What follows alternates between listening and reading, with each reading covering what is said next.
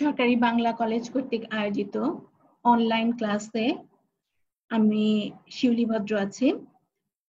আজকে আমরা honours third year ক্লাসে জিমনোস্পার্মের সাথে অ্যাঞ্জিওস্পার্মের সাদৃশ্য বৈসাদৃশ্য দেখব এবং জিমনোস্পার্মের সাথে অ্যাঞ্জিওস্পার্মের সাদৃশ্য বৈসাদৃশ্য দেখার জন্য আমাদেরকে প্রথম জানতে হবে জিমনোস্পার্মের বৈশিষ্ট্য এবং অ্যাঞ্জিওস্পার্মের বৈশিষ্ট্য। তোমাদের নিশ্চয়ই মনে আছে আগের ক্লাসে আমরা জিমনোস্পার্মের বৈশিষ্ট্য সম্পর্কে পড়েছিলাম এবং সেই সঙ্গে টেরিডোফাইটার সাথে জিমনোস্পার্মের সাদৃশ্য বৈসাদৃশ্য এগুলো জেনেছিলাম। তো আজকে আমরা আগে দেখব অ্যাঞ্জিওস্পার্মের বৈশিষ্ট্য।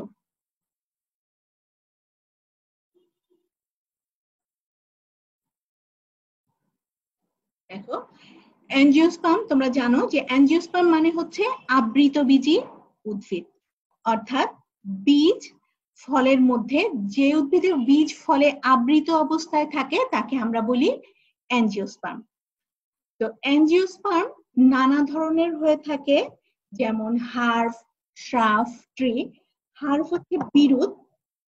দেখো, এই যে বিরুৎ জাতীয় উদ্ভিদ, এদের দেখো কাণ্ড কাঠ থাকবে না, কাণ্ড শাখা প্রশাখা নরম হয় এবং এদের কোনো কাঠ তৈরি হয় না।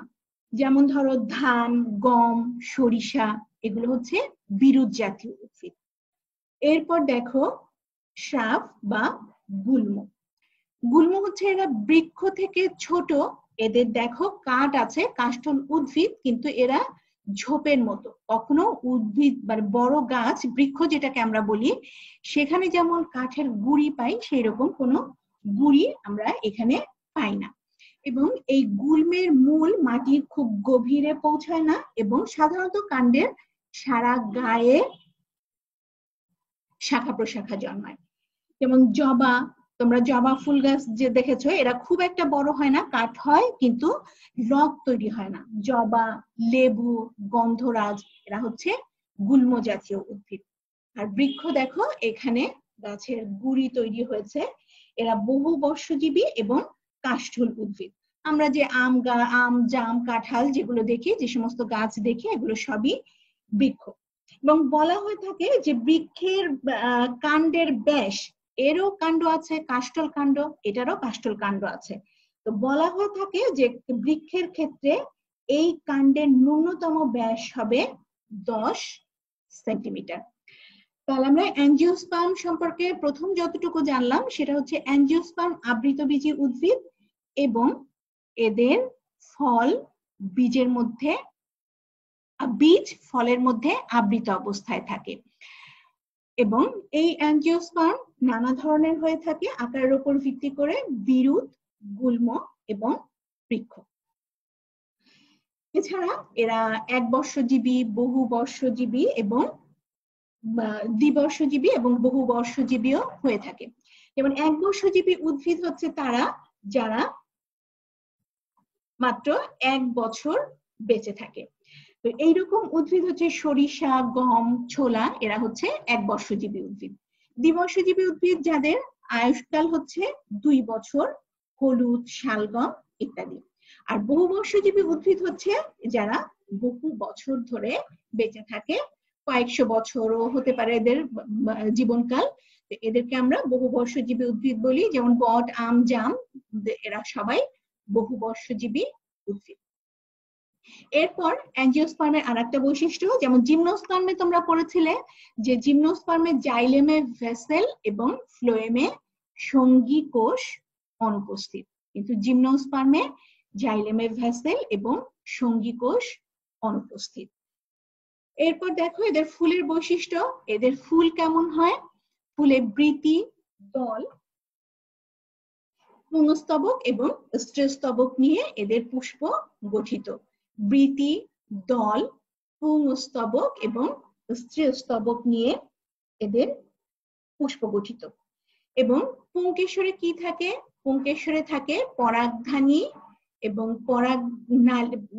পরাগধানীর মধ্যে থাকে দুইটা পরাগধানীর সংযোগস্থলে থাকে যোজনী এবং পরাগদণ্ড। তাহলে পুংস্তবক হচ্ছে পরাগধানী, যোজনী এবং পুংদণ্ড নিয়ে পরাগধানী তৈরি। আর এই যে দেখছো স্ত্রীস্তবক, স্ত্রীস্তবকেরও তিনটে অংশ, এটা হচ্ছে গর্ভমুণ্ড, গর্ভদণ্ড এবং গর্ভাশয়। তো অ্যাঞ্জিওস্পার্মের যে, এবং আমরা জানি যে নিষেকের পরে, নিষেক হচ্ছে এখানে পরাগধানী থেকে পরাগরেণু তৈরি হয়। পরাগরেণু যখন গর্ভমুণ্ডে পড়ে, গর্ভমুণ্ডে পড়ার পর পরাগরেণু থেকে শুক্রাণু তৈরি হয় এবং এই গর্ভাশয়ের মধ্যে তৈরি হয় ডিম্বাণু, এবং এই শুক্রাণু ডিম্বাণু মিলে তৈরি করে জাইগোট। তো এই প্রক্রিয়াটাকে আমরা বলি শুক্রাণু এবং ডিম্বাণুর এই যে একসাথে মিলিত হওয়ার এই প্রক্রিয়াটাকে আমরা বলি নিষেক। এবং এই নিষেকের পরেই এই গর্ভাশয় ফলে পরিণত হয়। আর এই যে এই জায়গাটা দেখতে পাচ্ছ গর্ভাশয়ের ভেতরে, এইটাকে আমরা বলি এমব্রিও স্যাক বা ভ্রূণথলি। এই ভ্রূণথলি পরিণত হয় বীজে, এবং এই যে যেটা দেখতে পাচ্ছ ডিম্বাণু, ডিম্বক রন্ধ্রের দিকে যেটা থাকবে, যে কোষটা থাকবে সেটাকে আমরা বলি ডিম্বাণু, যার সাথে শুক্রাণু মিলিত হয়েছে। এই শুক্রাণু এই ডিম্বাণুটা নিষেকের পরে পরিবর্তিত হয়ে তৈরি করবে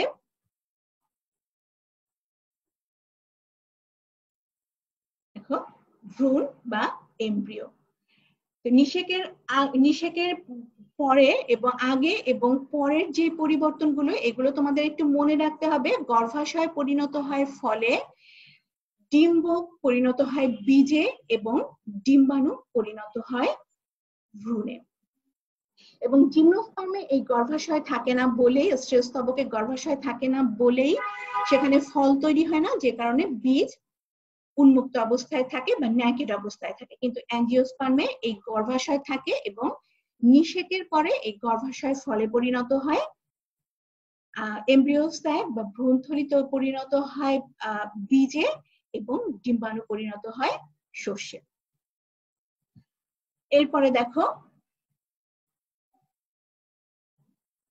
গর্ভাশয়ের ভেতরে এক বা একাধিক ডিম্বক থাকতে পারে, এগুলো তোমরা দেখে এসেছো। ডিম্বকের অভ্যন্তরে ভ্রূণথলি থাকে। নিষেকের পর ডিম্বক বীজে এবং গর্ভাশয় ফলে পরিণত হয়, অর্থাৎ বীজ ফলের অভ্যন্তরে আবৃত অবস্থায় থাকে। পরবর্তী বৈশিষ্ট্য হচ্ছে অ্যাঞ্জিওস্পার্মে কোনো রেণু পত্র মঞ্জুরি গঠিত হয় না। তোমাদের নিশ্চয়ই মনে আছে যে জিমনোস্পার্মে স্পোরোফিল, মাইক্রোস্পোরোফিল এবং মেগাস্পোরোফিল, দুই ধরনের স্পোরোফিল তৈরি হয়, যাদের পাতার কিনারায় স্পোরাঞ্জিয়াম তৈরি হয়। তো এই ধরনের রেণুপত্র মঞ্জুরি বা স্পোরোফিল অ্যাঞ্জিওস্পার্মে তৈরি হয় না। এবং অ্যাঞ্জিওস্পার্মে কোনো আর্কিগোনিয়ামও তৈরি হয় না। দেখো তোমাদের মনে আছে কিনা, এই যে আর্কিগোনিয়াম, যেটা জিমনোস্পার্মে তৈরি হয়েছিল, এবং আর্কিগোনিয়ামের মধ্যে আছে ডিম্বক, এটা অ্যাঞ্জিওস্পার্মে তৈরি হয় না। এবং এই যে আর্কিগোনিয়ামের মধ্যে যে ডিম্বাণুটা আছে, এই ডিম্বাণু যেহেতু পরবর্তীতে শস্যে পরিণত হয়, সুতরাং ভ্রূণে পরিণত হয়, এই ডিম্বাণু পরবর্তীতে ভ্রূণে পরিণত হয়। তো এইখানে এই জন্য এই যে বীজটা তৈরি হয়, বীজের মধ্যে অনেকগুলো ভ্রূণ থাকে, যাকে আমরা বলি বহু ভ্রূণ বীজতা, মানে একটা ভ্রূণে অনেকগুলো বীজ থাকে, ইংরেজিতে এটাকে বলে পলি এমব্রায়োনিক সিড।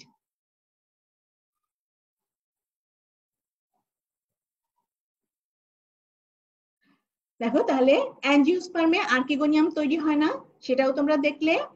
এরপর স্পোরোফাইট স্বাধীন, সুস্পষ্ট, দীর্ঘস্থায়ী এবং প্রধান উদ্ভিদ। তোমরা জানো যে টেরিডোফাইটা থেকে শুরু করে, ব্রায়োফাইটাতে ছিল মূল দেহ গ্যামিটোফাইট অর্থাৎ হ্যাপ্লয়েড, টেরিডোফাইটা থেকে শুরু করে টেরিডোফাইটা, জিমনোস্পার্ম, অ্যাঞ্জিওস্পার্ম, সমস্ত উদ্ভিদের মূল দেহ হচ্ছে ডিপ্লয়েড এবং স্পোরোফাইট। সুতরাং এদের মূল দেহ স্পোরোফাইট এবং গ্যামিটোফাইটটা বা লিঙ্গধর পর্যায়টা স্পোরোফাইটের উপর নির্ভরশীল। যেমন ধরো অ্যাঞ্জিওস্পার্মের গ্যামিটোফাইটিক পর্যায়টা কিন্তু সীমাবদ্ধ ফুলের মধ্যেই। ফুল থেকে যখন পরাগরেণু থেকে শুক্রাণু তৈরি হয় ওই পর্যন্তই হচ্ছে পুং গ্যামিটোফাইট, এবং স্ত্রী রেণু থেকে ডিম্বাণু তৈরি হওয়া পর্যন্ত হচ্ছে স্ত্রী গ্যামিটোফাইট। এবং এই পর্যায়টা অনেক বেশি সংক্ষিপ্ত এবং স্পোরোফাইটের উপর নির্ভরশীল। তাহলে এই গেল হচ্ছে অ্যাঞ্জিওস্পার্মের বৈশিষ্ট্য। এখন আমরা দেখব জিমনোস্পার্মের সঙ্গে অ্যাঞ্জিওস্পার্মের কি কি মিল আছে সেটা দেখার জন্য আমরা একটু জিমনোস্পার্মের বৈশিষ্ট্যগুলো আবার একটু মনে করে আসি।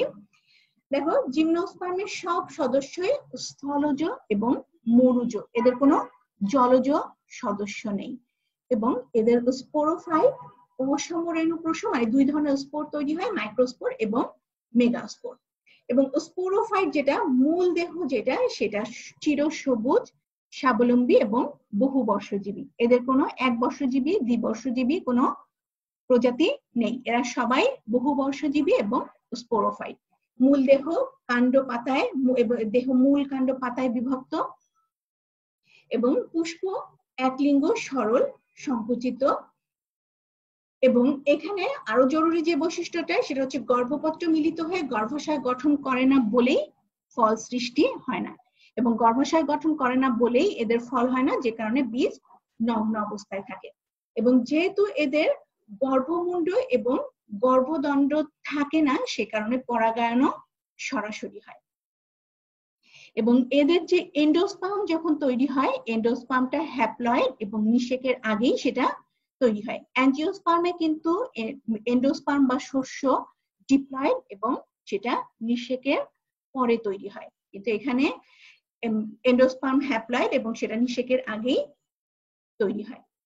এবং জানো যে অধিকাংশ প্রজাতিতে আর্কিগোনিয়া উপস্থিত এবং এখানে দ্বিনিষেক অনুপস্থিত। জিমনোস্পার্মে দ্বিনিষেক অনুপস্থিত। দেখো এইখানে যখন এই যে এখানে পরাগ নালিকা থেকে দুইটা শুক্রাণু নিউক্লিয়াস বিভাজিত হয়ে শুক্রাণু যেটা তৈরি করেছে, একটা ডিম্বাণুর সাথে মিলিত হয়েছে আর একটা সেকেন্ডারি নিউক্লিয়াসের সাথে মিলিত হয়েছে। এই প্রক্রিয়াটাকে আমরা বলি দ্বিনিষেক, কিন্তু জিমনোস্পার্মে এই দ্বিনিষেক প্রক্রিয়াটা অনুপস্থিত। আরো জানো যে জাইলেমে ভেসেল এবং ফ্লোয়েমে সঙ্গীকোষ অনুপস্থিত। এছাড়া যে প্রায় জিমনোস্পার্মের অধিকাংশ প্রজাতি শুক্রাণু সচল, উচ্চ শ্রেণীর দু একটা জিমনোস্পার্ম যেমন নিটাম, ইফেড্রা, এদের শুক্রাণু নিশ্চল, এছাড়া বাকি সবার শুক্রাণুই সচল। এবং ডিম্বকে একাধিক ভ্রূণ তৈরি হয়, সেজন্য বহু ভ্রূণবীজতা সাধারণত দেখা যায়, একটু আগে বলেছি। এবং ভ্রূণের যে বৃদ্ধি সেটা অবাধ নিউক্লিয় বিভাজন দিয়ে হয়, এবং জীবনচক্রে অসম প্রকৃতির যৌনক্রম মানে অল্টারনেশন অফ জেনারেশন, অসম প্রকৃতির মানে তুমি হ্যাপ্লয়েড দশা এবং ডিপ্লয়েড দশা দুটাকে দেখেই তুমি আলাদা করতে পারবে। তো এইটা জীবনচক্রে এটাকে আমরা বলি যে যৌনক্রম আছে, যৌনক্রম তো অবশ্যই থাকবে, কিন্তু অসম আকৃতির যৌনক্রম তাদের জীবনচক্রে বিদ্যমান। তাহলে জিমনোস্পার্মের বৈশিষ্ট্য দেখলে, অ্যাঞ্জিওস্পার্মের বৈশিষ্ট্য দেখে আসলে, এখন দেখব জিমনোস্পার্মের সাথে অ্যাঞ্জিওস্পার্মের সাদৃশ্য। তাহলে তাদের প্রথম মিল হচ্ছে যে উভয়ের দেহই মূল কাণ্ড এবং পাতায় বিভক্ত। জিমনোস্পার্মের তোমাদের ক্ষেত্রে সাইকাস, পাইনাস এদের কথা নিশ্চয়ই মনে আছে। আর অ্যাঞ্জিওস্পার্মের তো আম গাছ, জাম গাছ, ধান, গম এগুলো সবারই দেহ মূল কাণ্ড এবং পাতায় বিভক্ত। এবং উভয় গোষ্ঠীতে অসম রেণুপ্রসূতা মাইক্রোস্পোর এবং মেগাস্পোর ভিন্ন আকৃতির, এটা অসম আকৃতির অসম রেণুপ্রসূতা দেখা যায়। এবং এই যে অ্যাঞ্জিওস্পার্মের এবং জিমনোস্পার্ম দুই ক্ষেত্রেই ভাস্কুলার বান্ডেল রিং আকারে সাজানো থাকে, এবং ভাস্কুলার বান্ডেল গুলো হচ্ছে সংযুক্ত, সমপার্শ্বীয় এবং মুক্ত। দেখো, ভাস্কুলার বান্ডেল রিং আকারে সজ্জিত, এবং ভাস্কুলার বান্ডেলের প্রকৃতি হচ্ছে সংযুক্ত, সমপার্শ্বীয়, মুক্ত। সংযুক্ত সমপার্শ্বীয় মুক্ত ভাস্কুলার বান্ডল হচ্ছে সংযুক্ত হচ্ছে যখন জাইলেম এবং ফ্লোয়েম একই ব্যাসার্ধে থাকবে, তখন সেটাকে আমরা বলবো সংযুক্ত। দেখো যদি আমরা এখানে একটা সার্কেল করি, মোটামুটি একটা সার্কেল করলে একই ব্যাসার্ধের মধ্যে জাইলেম এবং ফ্লোয়েম থাকবে, তাহলে এই জন্য এটাকে আমরা বলবো সংযুক্ত ভাস্কুলার বান্ডেল। এবং যখন জাইলেম থাকবে কেন্দ্রের দিকে, এই যে জাইলেম দেখো কেন্দ্রের দিকে এবং ফ্লোয়েম থাকবে পরিধির দিকে, তখন আমরা সেই ভাস্কুলার বান্ডেলকে বলবো সমপার্শ্বীয়। এবং জাইলেম ফ্লোয়েমের মাঝখানে যেহেতু ক্যাম্বিয়াম আছে, সেই জন্য এটাকে আমরা বলবো সংযুক্ত সমপার্শ্বীয় এবং মুক্ত ভাস্কুলার বান্ডেল। এবং যেহেতু ক্যাম্বিয়াম আছে এবং রিং আকারে সাজানো আছে ভাস্কুলার বান্ডেল, সেহেতু তোমরা জানো যে যাদেরই কাঠ হয় তাদের কাষ্ঠল উদ্ভিদে সেকেন্ডারি গ্রোথ হয়, যাতে কাণ্ড পরিধিতে বাড়তে পারে। কারণ শুধু লম্বা হলে তো আর গাছের ব্যালেন্স থাকবে না, সে লতানো গাছের মতো পড়ে যাবে। তো সেই কারণে এই কাঠের যে স্থায়িত্ব দৃঢ়তা বাড়ানোর জন্য সেকেন্ডারি গ্রোথ হয়। এবং জিমনোস্পার্ম এবং অ্যাঞ্জিওস্পার্ম দুই গ্রুপে সেকেন্ডারি গ্রোথ হয় এবং এরা কাঠ তৈরি করে। এরপর দেখো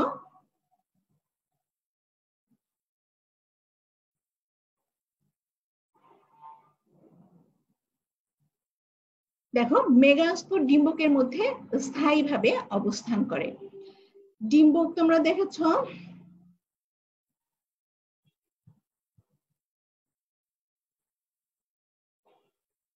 দেখো এই যে মেগাস্পোর, এখানে ডিম্বকের মধ্যে মেগাস্পোর অবস্থান করে, স্থায়ীভাবে অবস্থান করে এবং উভয় গ্রুপেই পরাগরেণু অঙ্কুরিত হয়ে পরাগ নালিকা তৈরি করে। দেখো পরাগরেণু গর্ভমুণ্ডে পড়ার পরে এই পরাগ নালিকা যে তৈরি করেছে, এটা জিমনোস্পার্মেও দেখা যায় এবং অ্যাঞ্জিওস্পার্মেও দেখা যায়। আর এই যে ডিম্বক, এটা ডিম্বক ত্বক দিয়ে আবৃত থাকে, দুই গ্রুপেই ডিম্বক ত্বক দিয়ে আবৃত থাকে।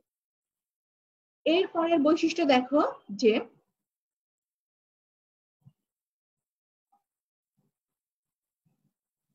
অধিকাংশ জিমনোস্পার্ম এবং সকল অ্যাঞ্জিওস্পার্ম উদ্ভিদে পুং গ্যামেট নিশ্চল। জিমনোস্পার্মের বৈশিষ্ট্য যখন তোমরা দেখেছিলে তখন পড়েছিলে যে নিম্ন শ্রেণীর জিমনোস্পার্ম যারা, তাদের পুং গ্যামেট সচল। সে কথাই এখানে বলেছে যে অধিকাংশ জিমনোস্পার্ম এবং সকল অ্যাঞ্জিওস্পার্মের উদ্ভিদে পুং গ্যামেট নিশ্চল, মানে পুং গ্যামেটে ফ্লাজেলা থাকবে না। দেখো এই যে এখানে মেল গ্যামেট, অ্যাঞ্জিওস্পার্মের মেল গ্যামেট, পুং গ্যামেট যেটা দেখিয়েছে এখানে কোনো ফ্লাজেলা নেই। এবং এটা হচ্ছে জিমনোস্পার্ম সাইকাসের মেল গ্যামেট, এখানেও কোনো ফ্লাজেলা নেই। অধিকাংশ জিমনোস্পার্ম এবং সমস্ত অ্যাঞ্জিওস্পার্মের পুং গ্যামেট নিশ্চল।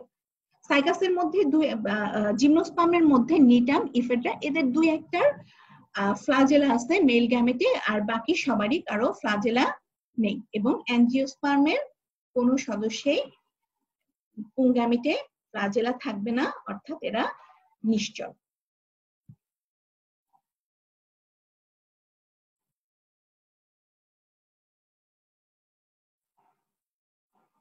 দেখো এরপরে বলেছে যে উভয় ক্ষেত্রে ভ্রূণের বিকাশের সময় সাসপেন্সর গঠিত হয়। ভ্রূণের বিকাশের সময় সাসপেন্সর গঠিত হয়। ভ্রূণের বিকাশ, দেখো ভ্রূণ হচ্ছে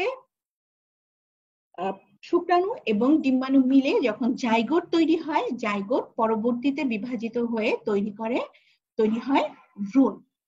মানে ভ্রূণ বলতে আমরা শিশু উদ্ভিদকে বুঝে থাকি, যেটা থেকে ওই ভ্রূণ থেকেই পরবর্তীতে নতুন উদ্ভিদ তৈরি হয়। দেখো এইখানে এই যে তৈরি হওয়ার সময় এই যে কোষগুলো দেখতে পাচ্ছ, এই কোষগুলোকে আমরা বলি সাসপেন্সর সেল, যার বাংলা হচ্ছে ভ্রূণধর কোষ।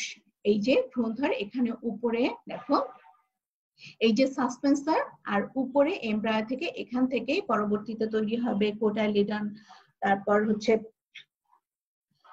উদ্ভিদের কাণ্ড, মূল, যা কিছু এখান থেকে তৈরি হবে। এবং এই যে এই নিচের কোষগুলো এদেরকে ধরে আছে, এই জন্য এদেরকে আমরা বলি ভ্রূণধর সেল। তো এই সাসপেন্সর সেল এদের কাজ হচ্ছে শস্যের মধ্যে এই সেলগুলোকে, ভ্রূণকে ঠেলে পাঠানো শস্যের মধ্যে, তো যাতে করে শস্যের মধ্যে থাকার কারণে এরা যাতে পরবর্তীতে পুষ্টি পেতে পারে। তাহলে এই দুই গ্রুপে, জিমনোস্পার্ম এবং অ্যাঞ্জিওস্পার্ম, এই দুই গ্রুপে সাসপেন্সর সেল তৈরি হয়। এর পরের বৈশিষ্ট্য দেখো, এখানে বলা আছে যে ভ্রূণের বৃদ্ধি এন্ডোস্কোপিক ধরনের। দেখো, ভ্রূণের বৃদ্ধি এন্ডোস্কোপিক। তো এন্ডোস্কোপিক বলতে দেখো, যখন জাইগোট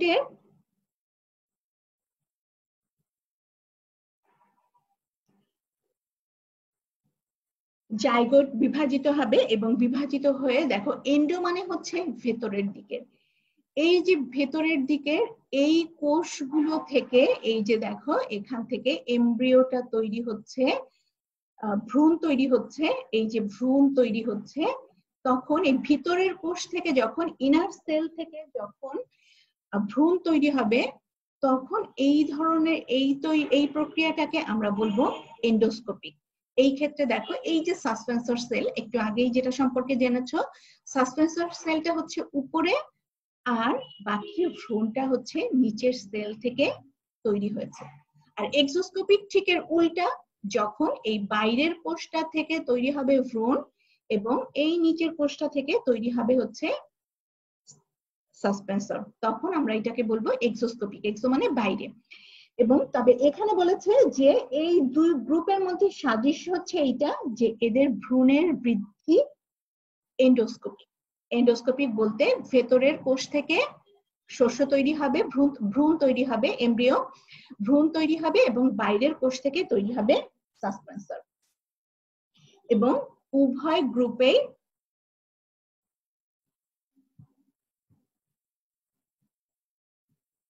দেখো, এন্ডোস্কোপি দেখছো, ডিম্বক নিষেকের পরে বীজে পরিণত হয়। এটা তোমরা জানো যে ডিম্বক নিষেকের পরে বীজ গর্ভাশয় ফলে এবং ডিম্বক পরিণত হয় বীজে।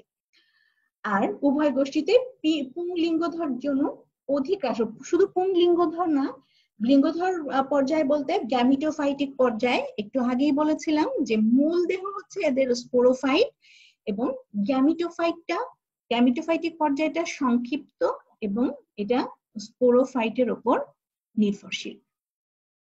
তাহলে অ্যাঞ্জিওস্পার্মের সাথে জিমনোস্পার্মের সাদৃশ্য আশা করি বুঝতে পেরেছ। খুব কঠিন কিছু না, দুই একটা টার্ম একটু তোমাদের মনে রাখতে হবে, যেমন এগুলো খুব সোজা ব্যাপার, যে উভয়ের দেহ মূল কাণ্ড পাতায় বিভক্ত, অসমরেণু প্রসূতা দেখা যায়, তারপরে হচ্ছে এদের উভয় গোষ্ঠীতে হচ্ছে সেকেন্ডারি গ্রোথ থাকে, তারপর হচ্ছে পরাগরেণু অঙ্কুরিত হয়ে পরাগনালিকা গঠিত। এগুলো খুব সাধারণ বৈশিষ্ট্য, এগুলো তোমরা বলতে পারবে, একটু চিন্তা করলেই বলতে পারবে। শুধু দুই একটা, যেমন হচ্ছে ভ্রূণের বিকাশের সময় সাসপেন্সর তৈরি হয়, মনে রাখবে সাসপেন্সর, এবং ভ্রূণের বৃদ্ধি এন্ডোস্কোপিক ধরনের, অর্থাৎ ভিতরের কোষ থেকে তৈরি হয়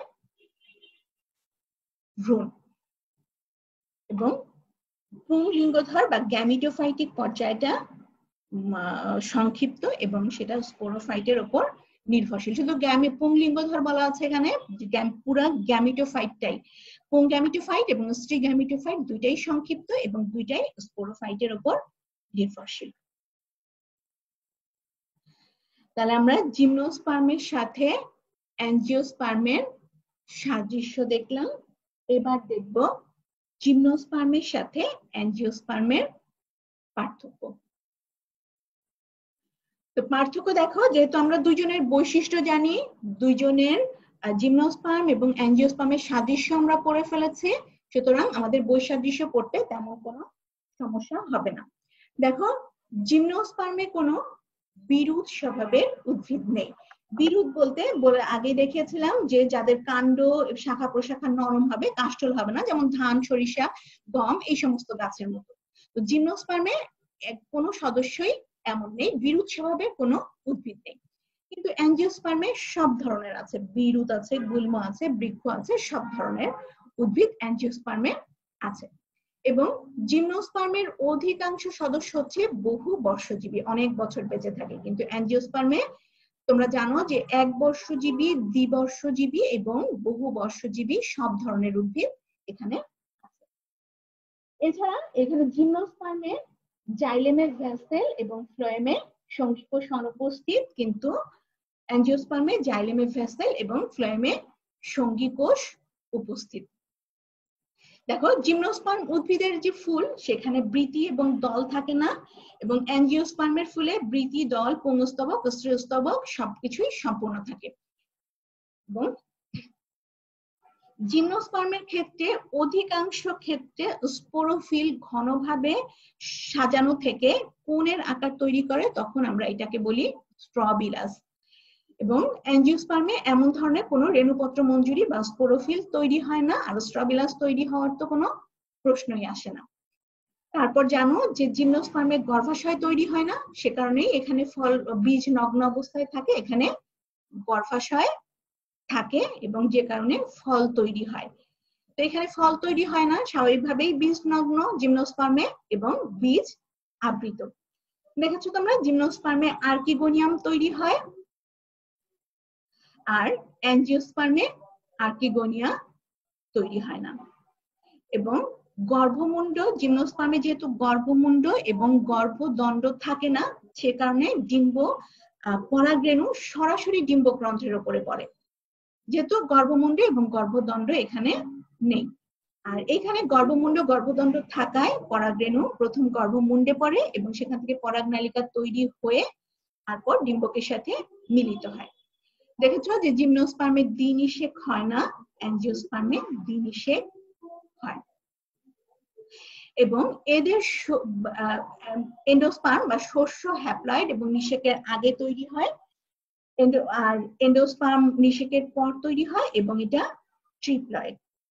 সেকেন্ডারি নিউক্লিয়াসের সাথে যখন দুইটা শুক্রাণুর একটা মিলিত হয় তখন এটা হয় ট্রিপ্লয়েড। জিমনোস্পার্মের ক্লিভেজ বা বহু ভ্রূণিতা উপস্থিত, অ্যাঞ্জিওস্পার্মে বহু ভ্রূণিতা অনুপস্থিত। এবং সর্বশেষ হচ্ছে পুস্পরে অবাধ নিউক্লিয় বিভাজন দেখা যায়, অ্যাঞ্জিওস্পার্মে অবাধ নিউক্লিয় বিভাজন দেখা যায় না। তাহলে এই গেল জিমনোস্পার্ম এবং অ্যাঞ্জিওস্পার্মের পার্থক্য। তো আশা করি তোমরা সবাই বুঝতে পেরেছো জিমনোস্পার্ম এবং অ্যাঞ্জিওস্পার্মের বৈশিষ্ট্য, জিমনোস্পার্মের সাথে অ্যাঞ্জিওস্পার্মের সাদৃশ্য এবং জিমনোস্পার্মের সাথে অ্যাঞ্জিওস্পার্মের বৈশিষ্ট্য। তার আগে তোমরা পড়েছো জিমনোস্পার্মের সাথে টেরিডোফাইটা, যেহেতু জিমনোস্পার্মের আগের গ্রুপ হচ্ছে টেরিডোফাইটা এবং পরের গ্রুপ হচ্ছে অ্যাঞ্জিওস্পার্ম। সুতরাং জিমনোস্পার্মের সাথে টেরিডোফাইটার সাদৃশ্য বৈসাদৃশ্য থাকবে এবং অ্যাঞ্জিওস্পার্মেরও সাদৃশ্য বৈসাদৃশ্য থাকবে, এটাই স্বাভাবিক। তাহলে তোমরা এগুলো পড়ে ফেলেছো এবং আশা করি বুঝতে পেরেছো। এবং প্রতি বছর এখান থেকে কিন্তু প্রশ্ন আসে, প্রতি বছর 3, 4, 5 মার্কসের কিছু না কিছু, কোনো কোনো এই বছরের আগের বছর সম্ভবত এসেছিল জিমনোস্পার্মের সাথে অ্যাঞ্জিওস্পার্মের সাদৃশ্য এবং বৈসাদৃশ্য দুইটাই বলতে বলেছিল এবং তার মার্কস ছিল 8। তো এগুলো একটু খেয়াল করে পড়বে, আশা করি কোনো সমস্যা হবে না। আবার এটাও খুব জরুরি জিনিস, দেখো জিমনোস্পার্ম থেকে অ্যাঞ্জিওস্পার্ম অনুন্নত হবার কারণ, যে সমস্ত বৈশিষ্ট্যের কারণে জিমনোস্পার্ম অ্যাঞ্জিওস্পার্ম থেকে অনুন্নত সেগুলো দেখো। যে সবই তোমাদের জানা যে জিমনোস্পার্মের জাইলেমে ভেসেল এবং ফ্লোয়েমে সঙ্গীকোষ থাকে না, এবং রঙিন মঞ্জুরিপত্র, পুষ্পপুট এবং রস গ্রন্থি নেই, সরাসরি পরাগায়ন ঘটে, যেহেতু একটু আগে দেখলে যে পরাগরেণু সরাসরি ডিম্বগ্রন্থে পড়ে। জিমনোস্পার্মে ভ্রূণথলি গঠিত হয় না, গর্ভাশয় নেই তাই ভ্রূণথলি গঠিত হয় না, নিষেকের পূর্বে শস্য উৎপন্ন হয় এবং আর্কিগোনিয়া তৈরি হয়। কারণ আর্কিগোনিয়া তোমরা দেখেছো যে অ্যান্থিডিয়াম আর্কিগোনিয়াম এগুলো ব্রায়োফাইটা টেরিডোফাইটাতে হয়, জিমনোস্পার্মে ওইটা দেখা যায়। সুতরাং এইটা একটা প্রিমিটিভ বৈশিষ্ট্য। এবং ভ্রূণ যখন তৈরি হয় তখন অবাধ নিউক্লিয় বিভাজন ঘটে এখানে, এবং পরাগায়ন শুধুমাত্র বাতাসের মাধ্যমে পরাগায়ন হয় জিমনোস্পার্মে। তাহলে এই সমস্ত বৈশিষ্ট্য থাকার কারণে জিমনোস্পার্ম অ্যাঞ্জিওস্পার্মের থেকে অনুন্নত। এইটাও মাঝে মাঝে আসে 2 মার্কস বা 3 মার্কসের, যে জিমনোস্পার্ম অ্যাঞ্জিওস্পার্ম থেকে অনুন্নত হবার কারণ ব্যাখ্যা করো। খুবই সোজা জিনিস, 2-1 বার পড়লে সব মনে থাকবে তোমাদের। তো পরবর্তী ক্লাসে আমরা তোমাদের জন্য আরেকটা সোজা, মানে সোজাই বলবো, এখানে বোঝার তেমন কিছু নেই কিন্তু মন দিয়ে করতে হবে। সেটা হচ্ছে, এটা তোমাদের বাড়ির কাজ থাকবে, জিমনোস্পার্মের অর্থনৈতিক গুরুত্ব। প্রত্যেক, আমি দেখেছি যে জিমনোস্পার্ম থার্ড ইয়ারে জিমনোস্পার্ম থেকে প্রত্যেক অল্টারনেট বছরে জিমনোস্পার্মের অর্থনৈতিক গুরুত্ব আসে। যেমন জিমনোস্পার্মকে আমরা কি কি কাজে ব্যবহার করি, কি কি ক্ষেত্রে আমরা জিমনোস্পার্ম ব্যবহার করি। খাদ্য হিসেবে দেখো, সাইকাস পেকটিনাটা, সাইকাস টার্সিনালিয়াস প্রভৃতি উদ্ভিদে, এই সমস্ত উদ্ভিদের কচি পাতা খাওয়া হয়। সাইকাস রিভোলেউটা, নিটাম, পুলবার, এই সমস্ত উদ্ভিদকে আমরা খাদ্য হিসেবে ব্যবহার করে থাকি আসবাবপত্র তৈরিতে।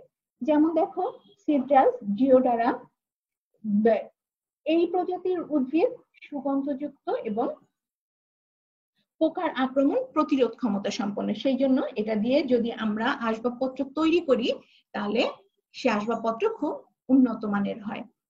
এবং অন্যান্য বিভিন্ন কাজে আমরা এই জিমনোস্পার্মের কাঠ ব্যবহার করে থাকি। সাইটাস ডিওডোরা সম্পর্কে আমরা আগেই বলেছি। এছাড়া হচ্ছে অ্যাবিস, পিন্ট্রো, ল্যাক্সিস, অ্যাগাথিস, এই সমস্ত উদ্ভিদের কাঠও আমরা ব্যবহার করে থাকি। তারপর দেখো যে কাগজ শিল্পে, আমরা কাগজ শিল্পে ব্যবহার করে থাকি হচ্ছে অ্যাবিস, পিন্ট্রো, ক্রিপ্টোমেশিয়া জ্যাপোনিকা, পাইসিয়া স্মাইথিয়ানা, এই সমস্ত উদ্ভিদ আমরা কাগজ তৈরি করতে ব্যবহার করে থাকি। এবং অ্যাবিস বালসামিয়া এবং অ্যাবিস বালসামিয়া থেকে যে মন্ড তৈরি হয়, কাগজের মন্ড তৈরি হয়, সেটা অত্যন্ত উন্নত মানের কাগজ তৈরিতে ব্যবহার করা হয়। দেখো এই যে জিমনোস্পার্মের আরো গুরুত্ব আছে।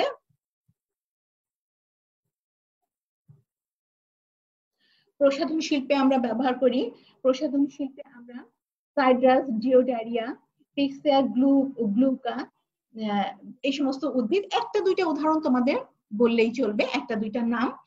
তো এই সমস্ত উদ্ভিদ থেকে আমরা বিভিন্ন ধরনের পারফিউম, সাবান, প্রসাধনী দ্রব্য এগুলো তৈরি করে থাকি। এছাড়া শোভা বর্ধনকারী উদ্ভিদ হিসেবে তোমরা জানো যে পাইনাস, থোজা, এই সমস্ত গাছ আমরা বাড়িতে বা রাস্তার পাশে এগুলোকে আমরা শোভা বর্ধনের জন্য ব্যবহার করে থাকি। এছাড়া জ্বালানি হিসেবে ব্যবহার করি, যে পাইনাস, ইনসুলেরিয়া, এই উদ্ভিদকে আমরা জ্বালানি হিসেবে ব্যবহার করে থাকি। অ্যাবিস বালসামিয়া, তারপরে নিটাম নেমন, এগুলোকেও আমরা জ্বালানি হিসেবে ব্যবহার করে থাকি। এবং নিটাম নেমনকে আমরা তন্তু তৈরি করতেও ব্যবহার করে থাকি, এবং যেগুলো দিয়ে আমরা দড়ি, তারপরে মাছ ধরার জাল, এগুলো তৈরি করে থাকি। এছাড়াও জিমনোস্পার্ম দিয়ে আমরা বিভিন্ন ধরনের কৃষি যন্ত্র, ঝুড়ি, তারপর হচ্ছে বিভিন্ন ধরনের তেল, কখনো কখনো খাবার তেল, কাঠ পেন্সিল, এগুলো আমরা তৈরি করে থাকি যে বিবিধ কাজে এখানে। তো এগুলো সোজা।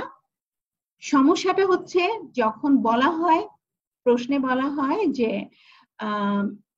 জিমনোস্পার্মের বা নগ্নবীজী উদ্ভিদের অর্থনৈতিক গুরুত্ব উল্লেখ করো, তখন সব সময়, মানে 2-1টা এক্সেপশন ছাড়া সব সময় শুধু হেডলাইন গুলো থাকে যে জিমনোস্পার্মকে খাদ্য হিসেবে ব্যবহার করা হয়, জিমনোস্পার্মকে আবৃত আসবাবপত্র তৈরিতে ব্যবহার করা হয়, অন্যান্য বিভিন্ন কাজে ব্যবহার করা হয়, কিন্তু কোনো স্পেসিফিক উদাহরণ থাকে না। কারণ কম পড়ার কারণে 2-1টা পয়েন্ট যা হেডলাইন যেটা মনে থাকে সেটাই বলা তোমরা লিখে দিয়ে আসো। এতে হয় কি 5 এর মধ্যে বিরক্ত হয়ে কখনো 1, কখনো 1.5, কখনো আধা নাম্বার কোনো সময় দিয়ে দেওয়া হয়, 0 মাঝে মধ্যে দিতে ইচ্ছে করে।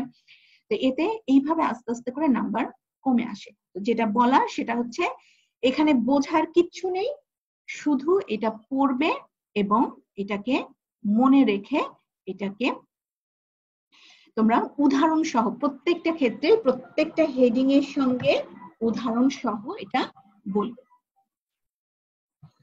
তো উদাহরণ সহ এগুলো বলবে এবং অনেক বেশি উদাহরণ যে বলতে হবে, বৈজ্ঞানিক নাম লিখবে, উদাহরণ প্রত্যেকটা প্রজাতির বৈজ্ঞানিক নাম এবং সঠিক বৈজ্ঞানিক নাম, প্রত্যেকটা ক্ষেত্রে একটা দুইটা নাম উল্লেখ করলেই চলবে। তাহলে আজকে এই পর্যন্তই। পরবর্তী ক্লাসে আমরা জিমনোস্পার্মের ক্লাসিফিকেশনটা দেখবো আগে। আশা করি তোমরা ভালো থাকো, সুস্থ থাকো, এই কামনা আজকে শেষ করছি। ধন্যবাদ সবাইকে।